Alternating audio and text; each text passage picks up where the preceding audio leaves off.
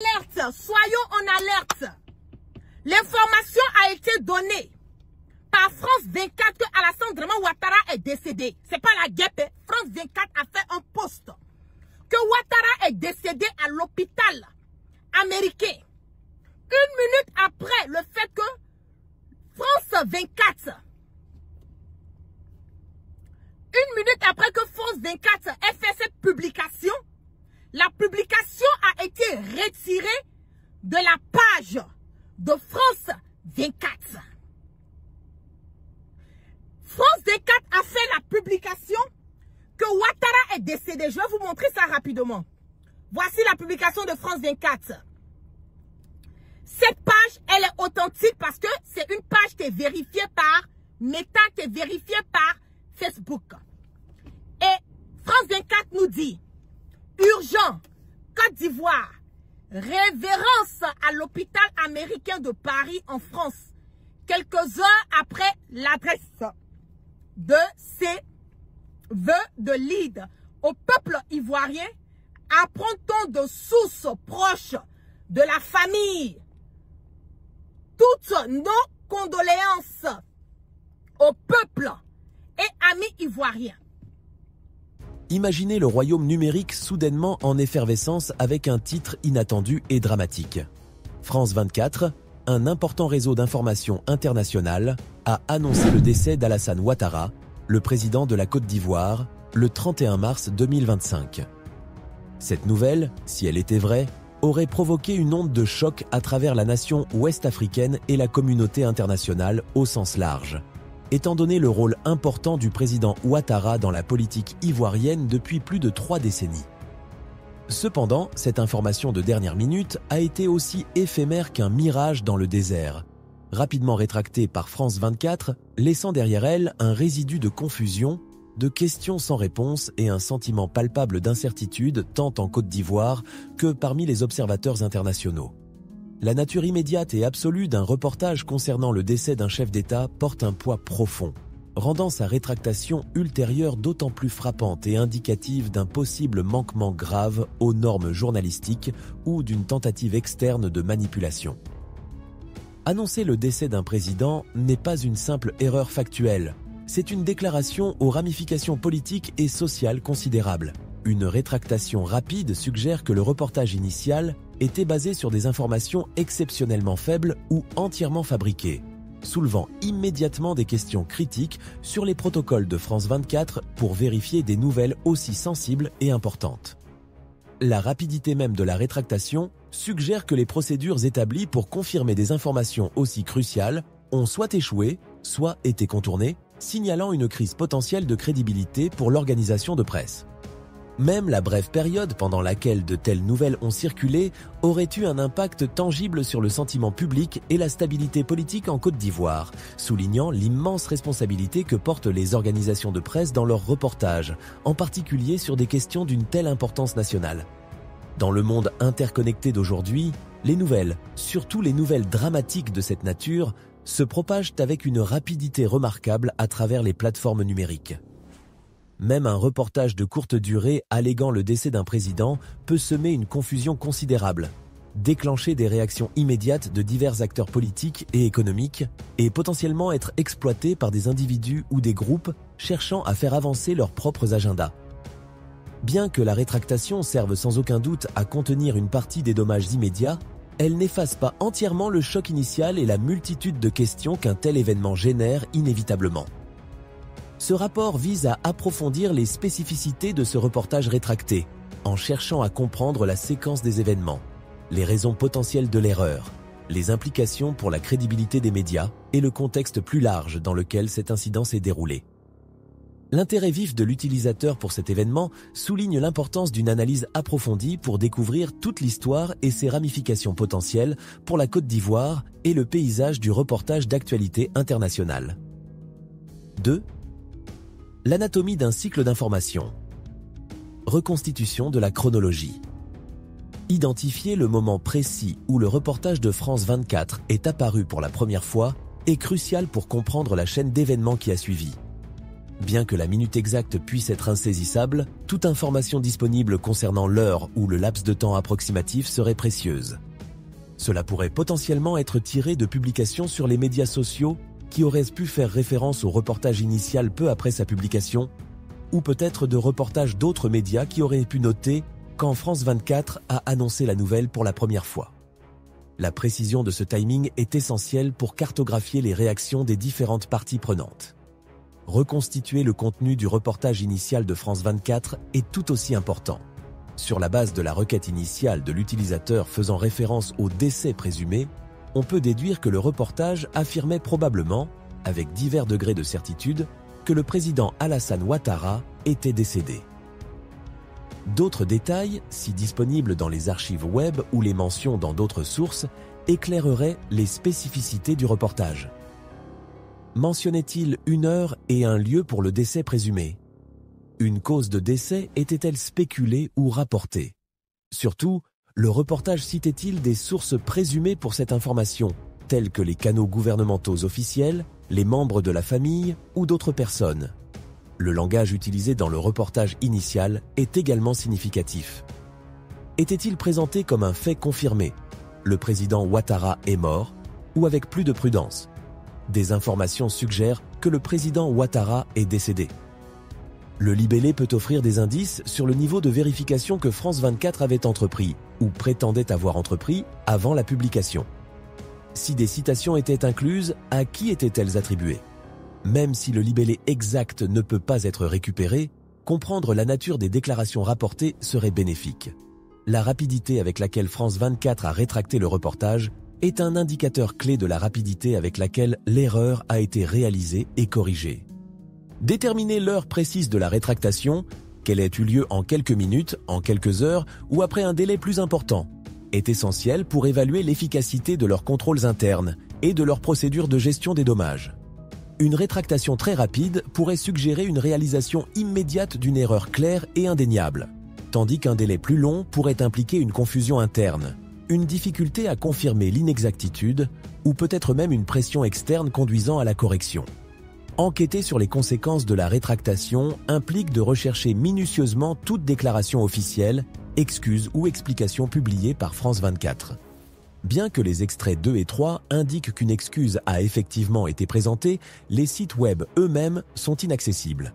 Par conséquent, il est essentiel d'explorer d'autres sources telles que les agrégateurs de nouvelles, les outils de surveillance des médias sociaux ou les communiqués de presse qui auraient pu capturer le contenu de leurs déclarations. Analyser le langage et le ton de toute excuse trouvée est crucial. Était-ce une admission directe et sans équivoque d'erreur? Ont-ils offert un aperçu des processus internes qui auraient pu conduire à l'erreur? Ont-ils exprimé leurs regrets au président Ouattara, au gouvernement ivoirien et à leur public pour la détresse et la désinformation causée? De plus, la déclaration mentionnait-elle des examens internes ou des mesures préventives qui seraient mises en œuvre pour éviter des incidents similaires à l'avenir? Il serait également pertinent de déterminer si des personnalités importantes au sein de France 24, telles que des rédacteurs en chef ou des présentateurs de nouvelles, ont abordé publiquement la question, peut-être via leurs propres canaux de médias sociaux. Comprendre la réaction immédiate du gouvernement ivoirien est tout aussi important. Les extraits 4 et 5, qui contiennent probablement des informations cruciales sur la réponse du gouvernement, sont également inaccessibles. Par conséquent, il est nécessaire de rechercher d'autres reportages ou communications gouvernementales officielles de cette période. Le gouvernement a-t-il publié un démenti officiel du reportage sur le décès ou a-t-il publié une déclaration confirmant le bien-être du président Ouattara? Quels étaient le moment et le ton de leur communication? Était-ce une réfutation rapide et énergique visant à calmer toute panique potentielle ou une déclaration plus mesurée? Ont-ils exprimé des préoccupations quant à l'impact potentiel du faux reportage sur la stabilité nationale ou les relations internationales? L'extrait 6, bien qu'il se rapporte à des événements de 2010-2011, souligne la préoccupation passée du gouvernement ivoirien pour la sécurité du président Ouattara pendant les périodes de troubles politiques, suggérant qu'il réagirait probablement fortement à un reportage sur son décès. Enfin, analyser le calendrier probable de la réaction du public, en particulier sur les plateformes de médias sociaux, est crucial. Avec quelle rapidité la nouvelle du décès présumé s'est-elle propagée au sein de la population ivoirienne? y a-t-il eu des expressions initiales de choc, de deuil ou peut-être de scepticisme, étant donné la sensibilisation croissante à la désinformation à l'ère numérique? Quand la nouvelle de la rétractation a-t-elle commencé à circuler et quelles ont été les réactions immédiates à la correction? Y a-t-il eu un soulagement généralisé, de la colère dirigée contre France 24 pour l'erreur, ou des théories du complot ont-elles émergé suggérant que le reportage initial était exact et que la rétractation était due à des facteurs externes? Examiner le calendrier du discours public fournira des informations précieuses sur la manière dont une erreur médiatique aussi importante est reçue et traitée par la population touchée. 3. Remise en question de la source. Un examen de la position journalistique de France 24. Pour comprendre la signification de cet incident, il est crucial d'examiner les antécédents et la réputation générale de France 24 en tant qu'organisation de presse, en particulier dans sa couverture des affaires africaines. Un examen de leurs reportages historiques sur le continent révèle une image complexe. Bien qu'offrant souvent une couverture approfondie des événements politiques, des élections et des crises, France 24 a également fait l'objet d'un examen minutieux concernant des biais potentiels et l'exactitude de ses reportages. Examiner les cas passés d'erreurs de reportage ou de rétractations significatives, en particulier ceux liés à l'Afrique ou à des personnalités de haut niveau, peut fournir un contexte précieux. Bien que les extraits fournis offrent un aperçu général des rétractations médiatiques 10, des cas spécifiques documentés pour France 24 concernant l'Afrique nécessitent une enquête plus approfondie. Comprendre les circonstances entourant les erreurs passées et la manière dont France 24 les a traitées peut éclairer leur mécanisme de responsabilité. La réputation générale de France 24 en matière de respect des normes journalistiques est un autre aspect essentiel à considérer. En tant que réseau d'information internationale appartenant à l'État français et financé par des fonds publics 12, ces reportages sont intrinsèquement soumis à un examen minutieux concernant une influence gouvernementale potentielle. Cependant, sa mission déclarée est de fournir un service public mondial avec une position éditoriale commune, ce qui implique un engagement envers l'éthique journalistique. 12. L'existence de son initiative de vérification des faits, les observateurs, 13, suggère en outre une conscience institutionnelle de l'importance de la vérification et de la lutte contre la désinformation. Malgré ses efforts, le reportage erroné sur le décès soulève des questions sur l'efficacité et l'application cohérente de ces normes, en particulier dans les situations d'information de dernière minute en évolution rapide. L'impact de cet incident sur la crédibilité de France 24 est particulièrement significatif dans le contexte de la politique ivoirienne. Les accusations passées de partialité dans les reportages sur les affaires africaines, telles que l'avertissement du Sénégal 9, suggèrent que leur réputation dans la région pourrait déjà être un point de discorde pour certains. Compte tenu du rôle historique de la France en Côte d'Ivoire et des sensibilités existantes concernant l'influence française 14, cet incident pourrait facilement être interprété à travers le prisme d'un biais potentiel, nuisant davantage à leur crédibilité auprès du public et des acteurs politiques ivoiriens. La libre disponibilité des médias internationaux en Côte d'Ivoire 15 signifie que les audiences ont des choix, et un manquement perçu aux normes journalistiques par France 24 pourrait entraîner une méfiance accrue et une plus grande dépendance à l'égard de sources d'informations alternatives, y compris les médias sociaux, où la désinformation peut également proliférer. 15. Le gouvernement ivoirien et d'autres entités politiques, se souvenant d'anciens cas de biais ou d'ingérence perçue 14, pourraient réagir fortement à ce manquement perçu aux normes journalistiques, entraînant potentiellement une tension dans les relations diplomatiques ou des déclarations publiques de préoccupation. 4. Explorer les raisons potentielles du reportage erroné. Plusieurs raisons potentielles pourraient expliquer le reportage erroné du décès du président Ouattara par France 24. Une possibilité est une erreur authentique au sein du processus de reportage de France 24. Cela pourrait impliquer une rupture de la communication interne, une mauvaise interprétation des informations reçues par un journaliste ou un rédacteur en chef, ou un manquement à vérifier adéquatement la source du reportage initial, en particulier sous la pression du temps des informations de dernière minute. Une erreur humaine, telle qu'un journaliste lisant par inadvertance des informations incorrectes ou confondant des noms, pourrait également avoir joué un rôle. De plus, des problèmes techniques dans leur système de production ou de distribution de nouvelles pourrait avoir conduit à la publication accidentelle d'un projet de reportage ou d'informations obsolètes. Une autre explication possible est que France 24 a été la cible d'une campagne de désinformation sophistiquée ou d'un canular. La chaîne aurait pu être délibérément induite en erreur par une source malveillante. La possibilité d'un canular délibéré soulève des préoccupations quant à la guerre de l'information et à la vulnérabilité des médias, même réputés à la manipulation, en particulier dans des contextes politiques sensibles. Dans un environnement politiquement chargé comme la Côte d'Ivoire, la diffusion de fausses informations sur le décès du président pourrait être une tactique visant à semer la discorde ou à faire avancer des agendas spécifiques. 16. Analyser l'activité des médias sociaux autour du 31 mars 2025 pourrait révéler des pics inhabituels de rumeurs ou d'allégations non vérifiées concernant la santé du président Ouattara, suggérant un possible effort de désinformation coordonné que France 24 a involontairement repris et amplifié. 15. Bien que l'utilisateur l'écarte d'emblée, la proximité du 31 mars avec le 1er avril, jour des poissons d'avril, ne peut être totalement ignorée.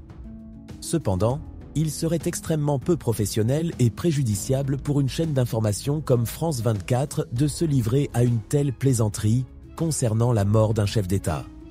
Même si cela est très peu probable pour une source d'information réputée, le moment proche du 1er avril entraînera inévitablement des spéculations et érodera la confiance du public si cela n'est pas clairement abordé. Enfin, des pressions externes potentielles pourraient avoir joué un rôle, même indirectement. Le retrait en cours des troupes françaises de Côte d'Ivoire en janvier 2025 indique une dynamique changeante dans les relations entre les deux pays. Ce contexte évolutif pourrait avoir créé un environnement politiquement chargé où certains acteurs auraient pu chercher à diffuser de fausses informations pour influencer l'opinion publique ou les relations diplomatiques. Bien qu'il puisse être difficile de vérifier directement une pression externe sur France 24, toute tension politique ou diplomatique connue entre la Côte d'Ivoire et la France autour de cette période aurait pu indirectement contribuer à un environnement plus susceptible à la désinformation. 4. Explorer le contexte géopolitique plus large pourrait également révéler si des événements régionaux ou des dynamiques internationales ont créé des incitations à diffuser de fausses informations sur une figure clé comme le président Ouattara. V. Analyser le contenu du reportage supprimé. Sans accès au contenu réel du reportage supprimé de France 24, toute analyse doit être basée sur des inférences tirées des pratiques journalistiques typiques et des informations limitées disponibles. Étant donné que le reportage a été rétracté, il est fort probable qu'il manquait les caractéristiques habituelles d'un reportage vérifié concernant le décès d'un chef d'État. Il est probable que le langage et le ton du reportage présumé aient dévié du style formel et factuel généralement employé pour des annonces aussi graves. Si le reportage avait été basé sur des informations vérifiées, il aurait probablement présenté la nouvelle de manière directe et objective. Tout signe de sensationnalisme, de spéculation ou de manque de sources claires suggérerait que France 24 opérait sur des informations non vérifiées ou peu fiables. Un aspect crucial d'un tel reportage serait l'inclusion de détails spécifiques, tels que l'heure et le lieu du décès présumé et la cause supposée. La présence ou l'absence de tels détails pourrait offrir des indices sur l'origine du reportage.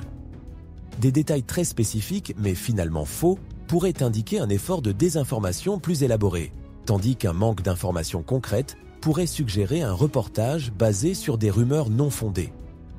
Il est également important de considérer si le reportage incluait des déclarations ou des réactions officielles présumées de membres de la famille ou de fonctionnaires du gouvernement. L'absence de tels éléments standards soulèverait de sérieuses questions sur la crédibilité du reportage. Comparer le contenu et le style probable avec les normes journalistiques établies pour annoncer le décès d'un chef d'État est essentiel. Généralement, de tels reportages s'appuient sur de multiples sources vérifiées, les annonces gouvernementales officielles étant primordiales. Il est fort probable que le reportage de France 24 n'ait pas satisfait à cette norme, s'appuyant peut-être sur une seule source non vérifiée ou manquant de toute confirmation officielle du gouvernement ivoirien. Les reportages standards incluent également généralement des informations biographiques sur le dirigeant décédé et des détails sur le processus de succession attendu. L'absence de ces éléments dans le reportage de France 24 indiquerait en outre sa nature prématurée et probablement inexacte. L'aspect le plus révélateur est le fait que le reportage a été rapidement rétracté, suggérant une réalisation immédiate qu'il ne répondait pas aux normes de base de l'exactitude et de la vérification journalistique. 6. Plongée profonde dans le contexte politique de la Côte d'Ivoire. Le paysage politique de la Côte d'Ivoire en mars 2025 était sans aucun doute façonné par l'anticipation de l'élection présidentielle prévue pour octobre 2025.7. Dans la période précédant cette date, le climat politique était marqué par des tensions croissantes. 24. Dès février 2025, des informations indiquaient que des peines de prison étaient prononcées à l'encontre de membres de l'opposition pour des infractions liées à des violences électorales passées, soulignant les sensibilités persistantes et le potentiel de conflits autour des processus électoraux. 24. Il existait également des tensions sous-jacentes concernant l'indépendance de l'organe électoral, un point de discorde récurrent dans la politique ivoirienne, et des questions étaient soulevées quant à la nationalité d'un candidat présidentiel probable, une question sensible dans un pays avec une population migrante importante. L'atmosphère politique était encore plus chargée par la présence de plusieurs acteurs et partis politiques clés, notamment le Rassemblement des Républicains, RHDP, au pouvoir du président Alassane Ouattara, le Parti démocratique de Côte d'Ivoire, PDCI, historiquement important, et le Front populaire ivoirien, FPI, autrefois dirigé par l'ancien président Laurent Gbagbo.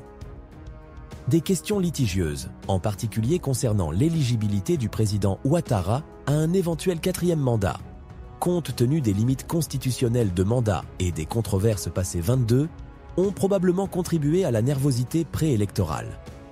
L'histoire post-indépendance de la Côte d'Ivoire a été ponctuée de périodes de transition politique et d'instabilité. Le pays a connu une crise politico-militaire particulièrement grave à la suite de l'élection présidentielle contestée de 2010, où le refus du président sortant Laurent Gbagbo de reconnaître sa défaite face à Alassane Ouattara a entraîné des violences généralisées et environ 3000 morts. 6. Des personnalités clés comme Félix Houphouët-Boigny, le premier président du pays, Laurent Gbagbo, qui a marqué la première présidence de centre-gauche du pays 25, et Alassane Ouattara ont considérablement façonné cette trajectoire.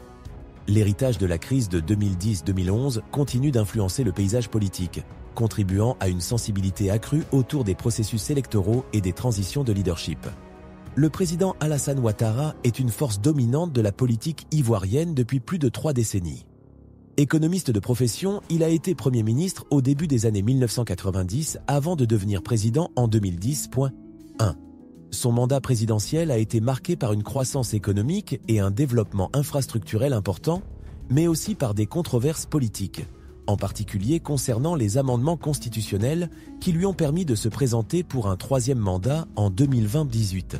En mars 2025, son niveau de soutien public et la stabilité de son gouvernement auraient été des facteurs clés dans le climat préélectoral. Bien que certains extraits suggèrent qu'il pourrait envisager un 4e mandat 22, il y aurait probablement aussi des dynamiques internes au sein de son parti au pouvoir, le RHDP, avec l'émergence possible de successeurs potentiels. 18. La relation entre la Côte d'Ivoire et la France est historiquement profonde et multiforme. En tant qu'ancienne puissance coloniale, la France a maintenu des liens politiques, économiques et militaires étroits avec la Côte d'Ivoire. Cependant, cette relation a également été sujette à des périodes de tension et à des dynamiques évolutives.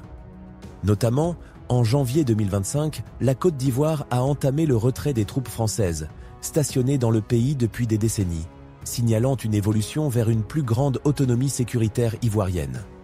5. Ce contexte est crucial pour comprendre comment l'incident du reportage sur le décès de France 24 pourrait affecter les relations diplomatiques ou la perception publique des médias français en Côte d'Ivoire. Compte tenu de l'histoire de l'influence française et du récent retrait des troupes, une erreur significative d'un média français concernant le président ivoirien pourrait être perçue avec une suspicion accrue et pourrait potentiellement tendre les relations entre les deux nations ou alimenter des perceptions négatives des médias français en Côte d'Ivoire. 14. 7.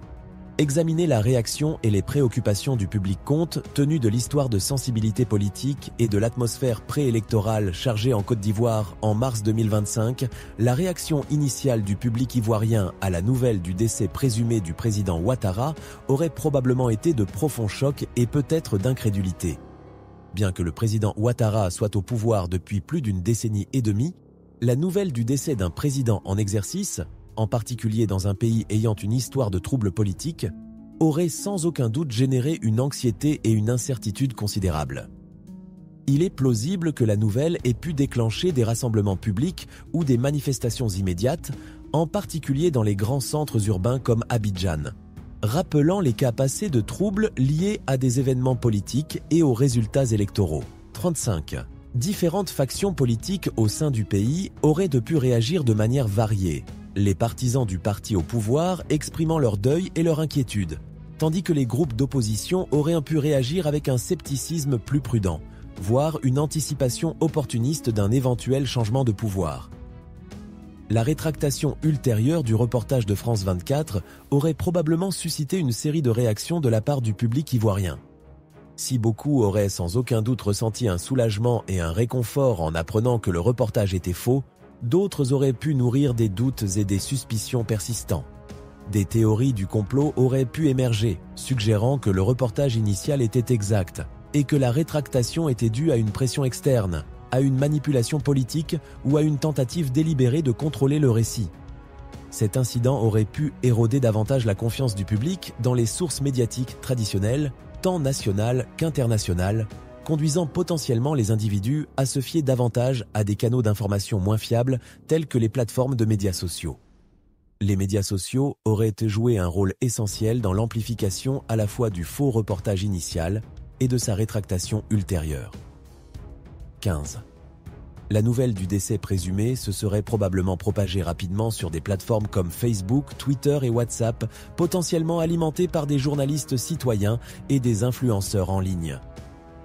Le discours en ligne entourant l'événement aurait probablement été complexe et multiforme, avec des discussions allant de véritables expressions d'inquiétude à des débats houleux sur la véracité du reportage et des accusations de malveillance ou d'incompétence dirigées contre France 24 et potentiellement d'autres acteurs. La propagation d'une désinformation et d'allégations non vérifiées supplémentaires sur les médias sociaux aurait pu compliquer la situation, minant potentiellement l'impact de la rétractation et semant davantage de confusion au sein du public.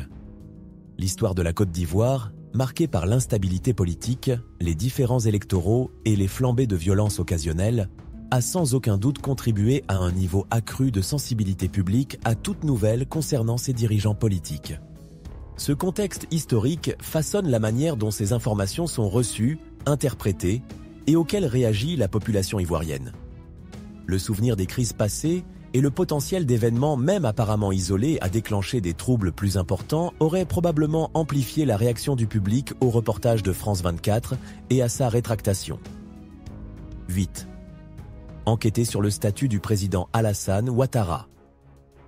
Pour vérifier le véritable statut du président Alassane Ouattara, le 31 mars 2025. Et aux alentours de cette date, une enquête approfondie de diverses sources d'informations est nécessaire.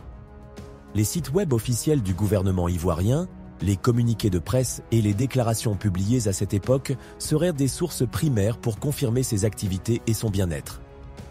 Notamment, un reportage d'Abidjan.net daté du 31 mars 2025, 7, indique le retour du président Ouattara à Abidjan après un séjour en France. Ce reportage, avec un horodatage de 20h43, contredit directement la notion de son décès le même jour, fournissant une preuve solide que le reportage de France 24 était inexact.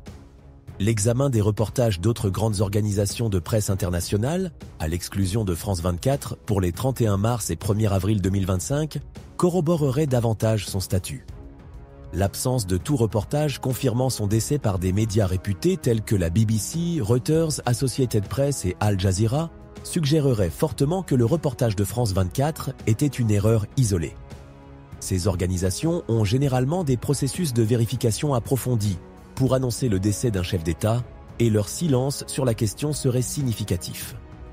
La recherche de toute déclaration personnelle du président Ouattara ou de ses porte-paroles officiels publiés immédiatement après le reportage de France 24 serait également cruciale.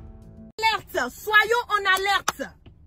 L'information a été donnée par France 24 que Alassane Draman Ouattara est décédé. C'est pas la guêpe. France 24 a fait un post que Ouattara est décédé à l'hôpital américain. minute après le fait que France 24, une minute après que France 24 ait fait cette publication, la publication a été retirée de la page de France 24. France 24 a fait la publication que Ouattara est décédé. Je vais vous montrer ça rapidement. Voici la publication de France 24. Cette page, elle est authentique parce que c'est une page qui est vérifiée par Meta, qui est vérifiée par Facebook. Et France 24 nous dit, urgent, Côte d'Ivoire, révérence à l'hôpital américain de Paris en France, quelques heures après l'adresse de ces vœux de lead au peuple ivoirien, apprend-on de sources proches de la famille toutes nos condoléances au peuple et amis ivoiriens. Si on dit c'est poisson d'avril, c'est pas poisson d'avril. Moi, je veux savoir. Je veux savoir. Qu'est-ce qui se passe? Je veux savoir qu'est-ce qui se passe. Où est Alassane Draman Ouattara? Si c'est la vérité, c'est pas la vérité. Là. Nous, les Ivoiriens, là, nous voulons savoir. Nous voulons savoir où est Ouattara. Poisson d'avril, pas poisson d'avril. On veut savoir où est Alassane Draman Ouattara. Parce que France 24 ne peut pas s'amuser à faire un poisson d'avril avec un truc qui est aussi sensible que ça. Je le dis, hein. France 24 ne peut pas s'amuser à faire un poisson d'avril avec un cas qui est aussi délicat que ça. C'est ce qui est moi mon problème. C'est ce qui est mon problème. On ne peut pas s'amuser à faire ce genre de poste en nous parlant que Ouattara est décédé si ce n'est pas la vérité. Je le dis haut et fort. Si France 24 arrive à mentir jusqu'à ce point, cela veut dire que tout ce qu'on dit de France 24, c'est la vérité. Ça veut dire que France 24, là, c'est une page de propagande. France 24, Jeune Afrique, là, c'est des menteurs ambulants. Parce que si c'est la guêpe qui était sortie, qui avait donné l'information, là, on avait dit la guêpe a dit ça, elle a dit ça. C'est venu de eux-mêmes. France 24 dit, et c'est pas moi qui ai dit, hein, c'est France 24 qui a dit que le président Alassane Draman Ouattara tire sa révérence à l'hôpital américain. C'est pas bon la guêpe qui dit ça, hein? Voilà. La mort d'un président, on peut s'amuser à faire un, comment on appelle, à faire un poisson d'avril sur la mort d'un président. Vous pensez? Ok. De toutes les façons, là, la vérité, là, va sortir. La vérité va sortir. Parce qu'on les connaît. Si Ouattara ne sort pas ces 2 jours-là, nous, on va aller chercher Alassane Draman Ouattara pour nous dire réellement où se trouve. Parce que ces gens-là, ils sont capables que quelque chose arrive à Ouattara, ils vont cacher ça au peuple ivoirien et puis s'en profiter pour s'armer, en profiter pour placer leur pion avant de venir dire ça au peuple ivoirien que quelque chose est arrivé à Ouattara. Je le dis, hein. Je le dis, hein. Faites beaucoup attention. Faites beaucoup attention. Beaucoup attention. Parce que nous les Ivoiriens, là, on aime tout prendre ça en amusement. On aime tout prendre ça avec, comme on le dit, c'est que penser en tout ce qu'on nous dit là, on prend ça comme du buzz. France 24, qui est une page officielle, qui fait un communiqué en nous disant que Ouattara est décédé. C'est pas la guêpe, donc je ne veux pas entendre votre sale gueule en disant que la guêpe est venue dire que Ouattara est décédé.